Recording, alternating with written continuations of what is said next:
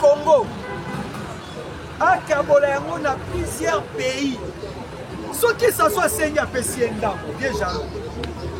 Ce qui Uganda sengi a pesienda Patmabe. Oui, n'est-ce pas bien jaloux. Ce qui peut Angola sengi a pesie. De façon que ceux Congo yindi seli ba Rwanda, Rwanda ça n'a pas tout banda ko côté là. Même idée aux ala qui peut ba français. Ce qui va sur minerai, ba pesi l'exemple ndam, parce que le marché à Congo, ils ont livré dans le marché international sans consentement et puis congolais. Pour un jour écoïne, alors ce qui est dit, Rwanda zana battu pelé, on va côté là yé. Net sikol, n'attend autre sali. Rwanda comme la souka comme bloqué, mais elle est signée. Je ne sais pas Kagama Sali. A comme que ne connaît pas le pays. France côté langa, Belgique côté langa, Qatar côté langa, Ouganda côté langa, Tanzanie côté langa. Pourquoi qu'il y a ça la bongo? A qui que ça la bongo parce que balia kapena bango. Né ango bomoni président assemblée nationale obéke. Comment tous dans la situation africaine, mais les Africains nous sommes incapables de donner la solution à un problème de sécurité entre la République démocratique du Congo et le Rwanda. Oh. Comment les Africains seront capables de donner la solution? Et même sont corrompus. Quand il va président d'Afrique, Motia Mabé Tondani, tant qu'il y a des haines entre eux, il n'y aura jamais la solution. Parce que la RDC était un marché mondial. Ezaki Netolobaka, Motambo Kangi Nzoko, Motona Moto Aka Kokata Oyaye Eten. C'était juste ça.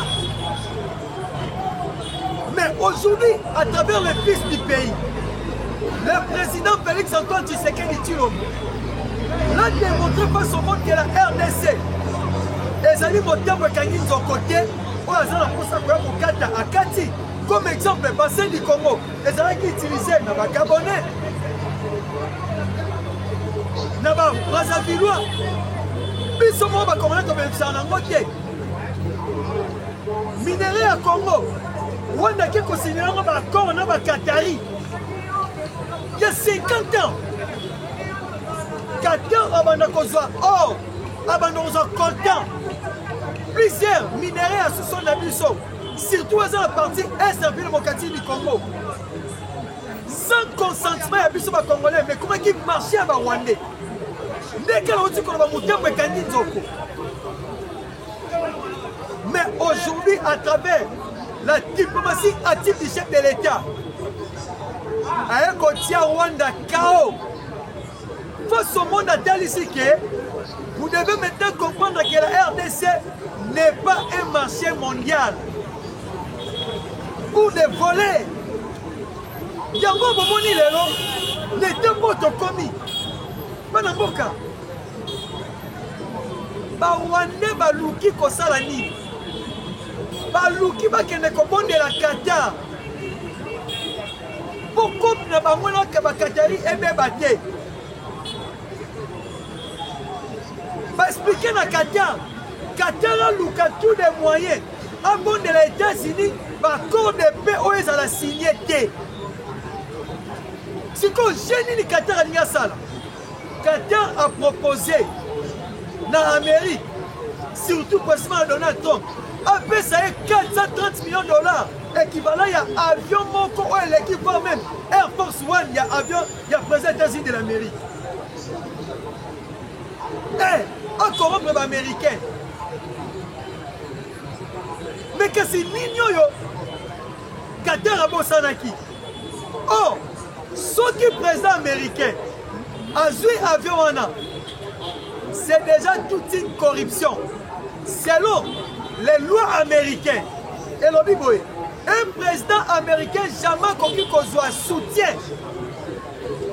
Il y a 400, dépassé 400 $. A conquis jamais qu'on soit yango.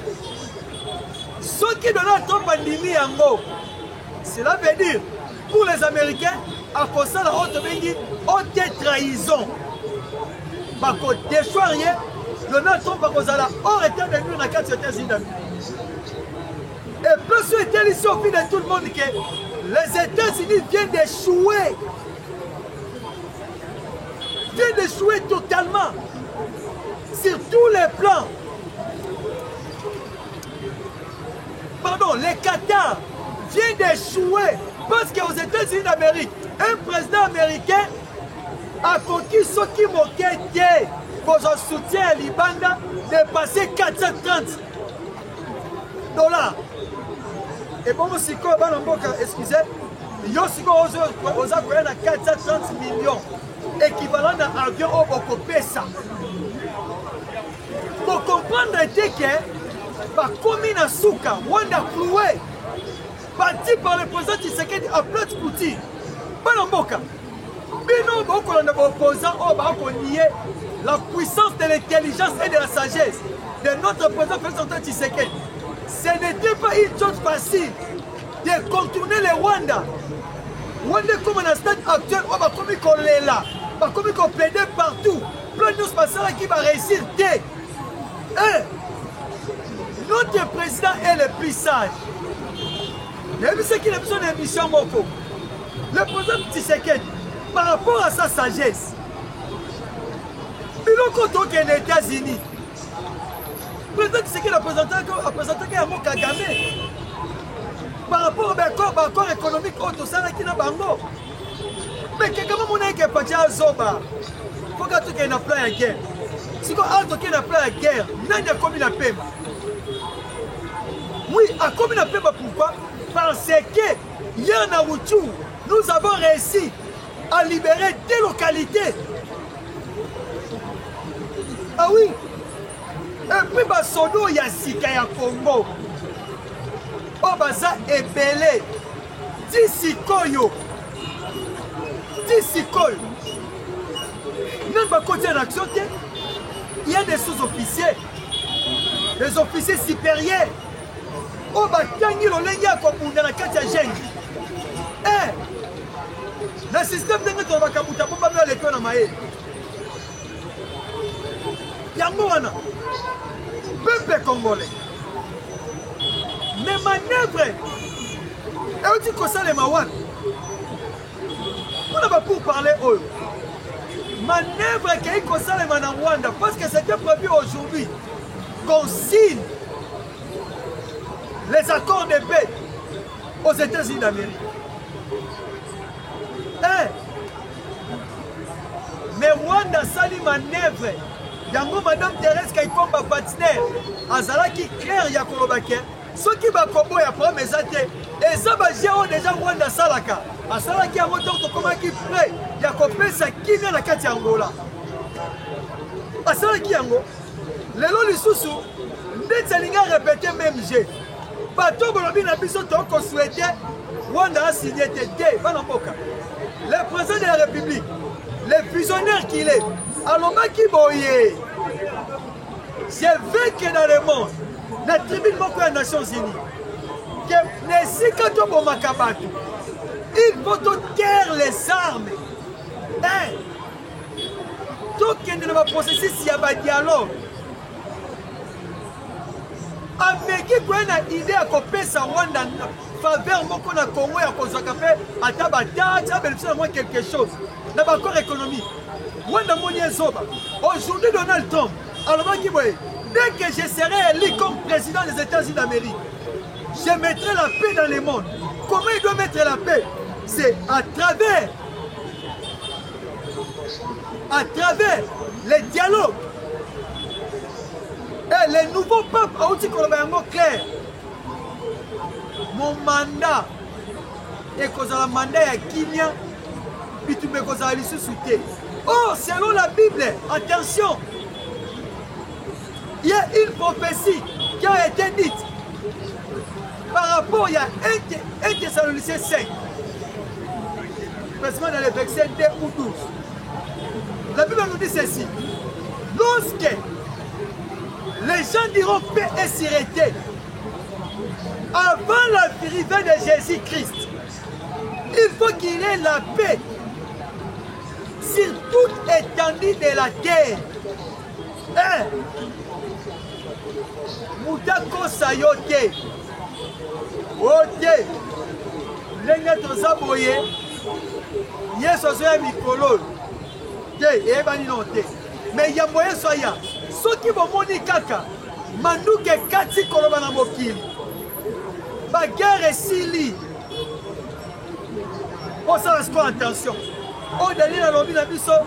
C'est lui qui lit. Qu'il fasse attention.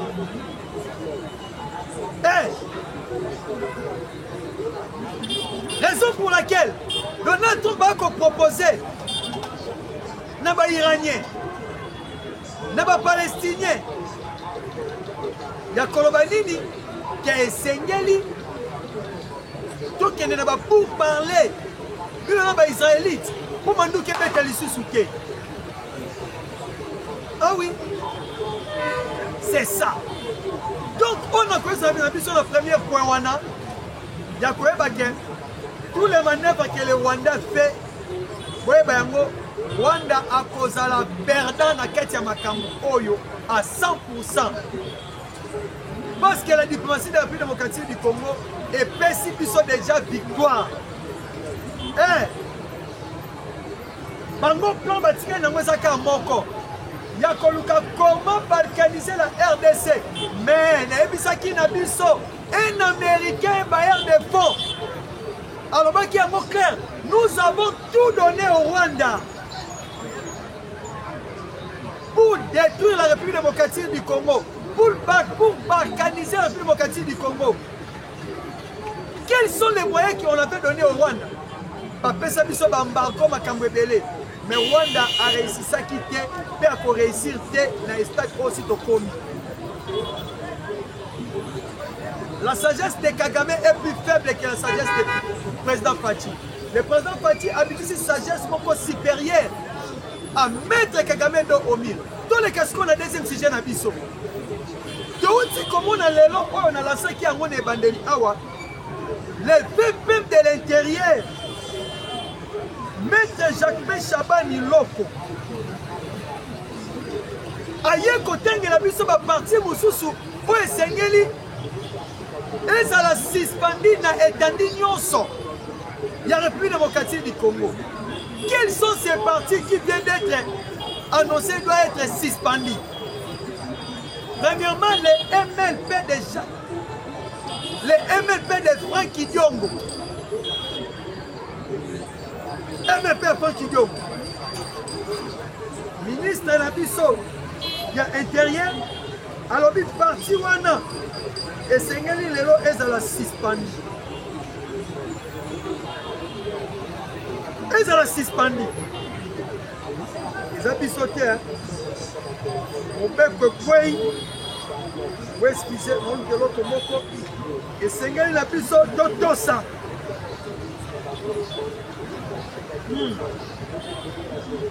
La dissolution du MLP, ce n'est pas une décision de justice, mais un acte de guerre politique, une provocation contre la vérité de Franck Diongo.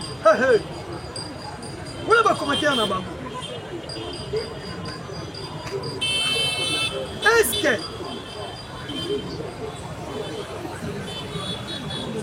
que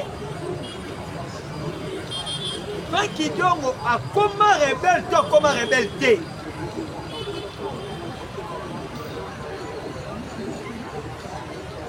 Connaît Nanga, il passe dans la partie.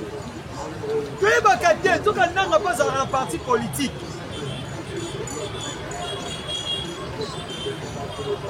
Et ça suspendu. Thomas Lubanga parti na EP. Et ça suspendu. Dans même lignée. N'a pas perdu. Le peuple de l'intérieur a su décision de suspendre tous ces 4 partis politiques. Première partie, c'est le PPRD. Deuxième, le MLP. Troisième, le parti de Thomas Louaka. Et quatrième, le parti de Corneille Nanga. Vient d'être aujourd'hui suspendu. Pour quelle infraction? Ce sont des partis qui enteignent la République démocratique du Congo avec son peuple. Un parti de belligérants, selon les lois de la République démocratique du Congo. Dès que vous commis dans statut wana, dans stade wana, vous serez directement suspendu. Chose qui vient de faire aujourd'hui. Bravo à toi, ministre de l'Intérieur. Malgré tout, aussi, décision en retard. C'était prévu depuis longtemps au suspendre le parti à Corneille Nangaa. Depuis longtemps au suspendre le parti à Franck Idiongo. Depuis longtemps au suspendre le parti. Il y a Franck Idiongo, il y a Thomas Lubanga. Et puis Claudel Lubaya, à un parti libre. Il y a un parti politique. Il faut suspendre son parti. Maintenant, aujourd'hui, au Sénat, il y aura l'examen de la réquisitoire pour la levée des inimitiés de l'ancien président Joseph Kabila, sénateur à vie. Mais il faut tout comprendre la loi de la République du lobby. Kabila, c'est un ancien président. Loi portant statut d'ancien président pour protéger Bango. Et ça clair. Ma baignons sur Kabila Salaki tant qu'il était en exercice, tant que président de la République. Par Koki Kokangaye Soki Mokete. Tant que sénateur à vie, et un statut particulier. Et alors, comme un sénateur n'y a sauté. Il y a un sénateur qui a voté pas de petits provinciaux ou provinciaux.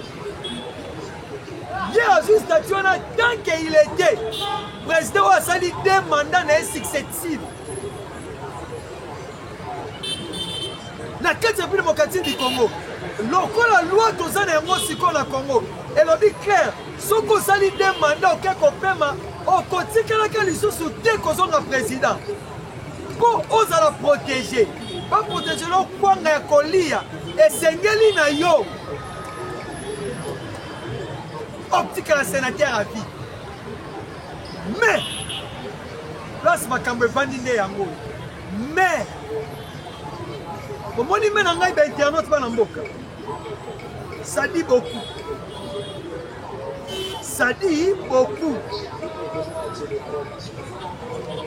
Eh, comment on menanga? Toutes les infractions que Joseph Kabila doit commettre maintenant, pendant qu'il a déjà quitté le pouvoir, une manière d'être président de la République, en flagrance, ils seront arrêtés.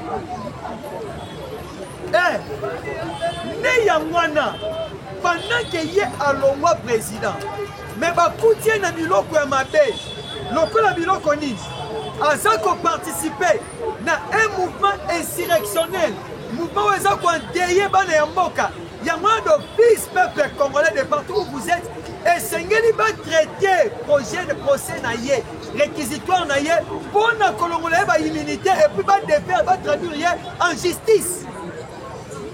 Qu'il soit jugé. Oui, mais que ça m'a le conde, avec un comme ça, on marche en arrière. Pour enlever l'immunité à Joseph Kabila. Mais à Koutalina, résistance, il y a armée numérique. Il y a la République démocratique du Congo. Armée numérique, c'est ça, armée Oyaka. Bengana Banguna Nyoso sur le plan médiatique de la République démocratique du Congo. Côté de la bateau, nous allons faire ça nyam. Parce que biso tozaki pour la patrie ou la mort. Nous avons géré avec les madames Davina.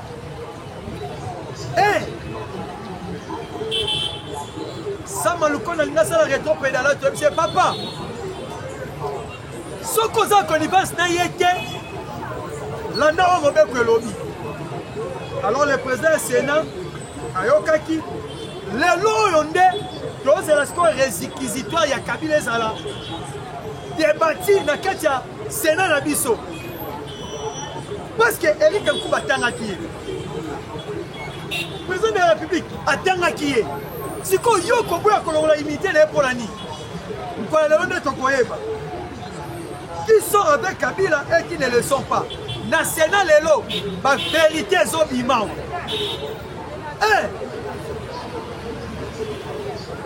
Tozana te pour la kosanvantirie na makambo etali mboka. Pour quitter Kabila tweeté. Kabila tweeté. Basili makambo koloba alobi nini? OK. Accord président Tshisekedi dans le américain. Les gens ont embêté. Ils ont bien. Mais puis on sait les mots. Ils ont pour la protéger le pouvoir. Oh papa, yo sali 18 ans au pouvoir. Au pays ils sont pas dans Congo nini. Peuple congolais, c'est pas important de si maintenant de locaux. Mais à travers le président de la République, Nebi Sakabato, Otengela na 6h Joseph Kabila et le moment quoi tikaki ya monene na mboka oyo. Soki ba réhabilitation té. Mais 6e président parti. Totanga ba arena, on a 18 ans té. On a combat 6 ans contre 6 ans. Totanga ba centre culturel. Totanga ba centre financier. Voilà le prouesse total pour la gratuité de l'enseignement. On a 6 ans. Et elle dit gratuité qui va faire en 2015, en 2014. Non, avec le président Fati. Makamwe Kendembango. Les lots comme on a le seul président. On a le doublé dollar.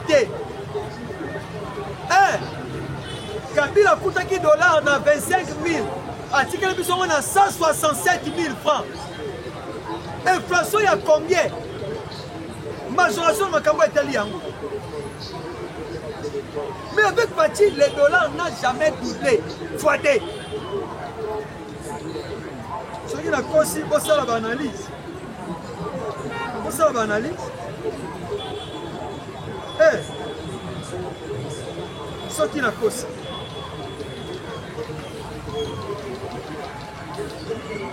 Ce qui n'a pas aussi, c'est la analyse. Il n'a jamais doublé les dollars.